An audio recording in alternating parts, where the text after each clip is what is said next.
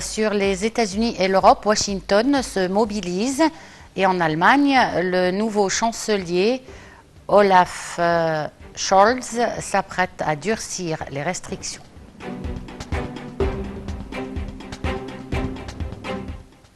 Les informations en détail. Le président Abdel Fattah el-Sisi a réitéré le soutien complet de l'Égypte aux intérêts suprêmes de la Libye, à l'activation de la volonté libre de son peuple et à la préservation de son unité et la suprématie de ses territoires. Sisi a fait cette déclaration en recevant le président du Conseil présidentiel libyen, Mohamed El-Manfi, au palais d'El Ittihadiyya au Caire.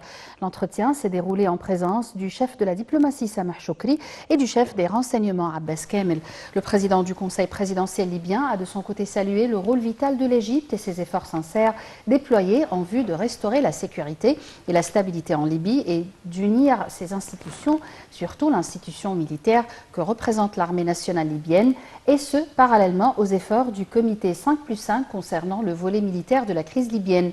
Al-Manfi a passé en revue avec le chef de l'État la situation globale en Libye. Les deux côtés se sont mis d'accord pour intensifier les consultations et la coordination concernant les derniers développements du processus politique et les mesures à entreprendre durant la phase transitoire en Libye.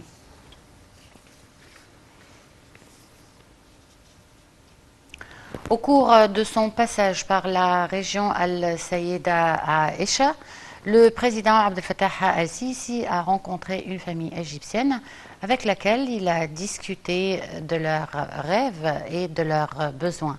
Le président a ensuite donné des ordres pour remplir tous leurs besoins. Un cadeau du président el-Sisi a également été remis aux membres de cette famille qui a exprimé sa gratitude et son grand plaisir.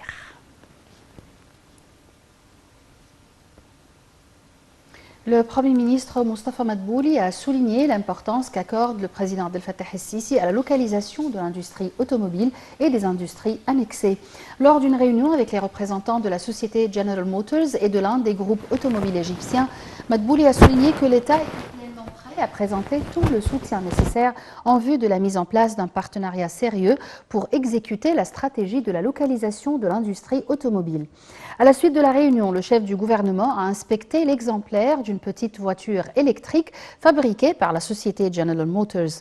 Cette voiture sera lancée sur le marché égyptien au cours de l'année prochaine dans le cadre du plan de l'État targuant la politique du transport vert.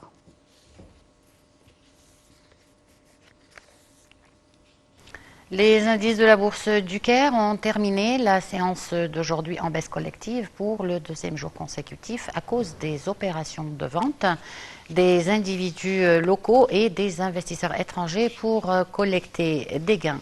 Le capital des entreprises cotées en bourse a atteint 730 milliards, 25 millions de livres égyptiennes.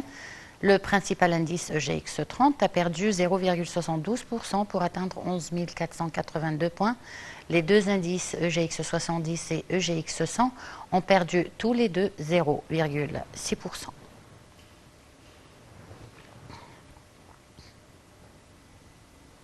Le ministère de la Santé a annoncé que 760 personnes rétablies du coronavirus avaient quitté les hôpitaux de confinement après avoir reçu les soins médicaux nécessaires, portant le nombre total des cas guéris du Covid-19 à 313 051 cas.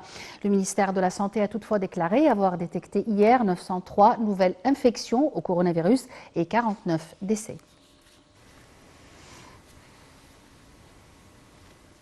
Face aux variants Omicron qui déferlent sur les États-Unis et l'Europe, Washington se mobilise, misant sur les tests et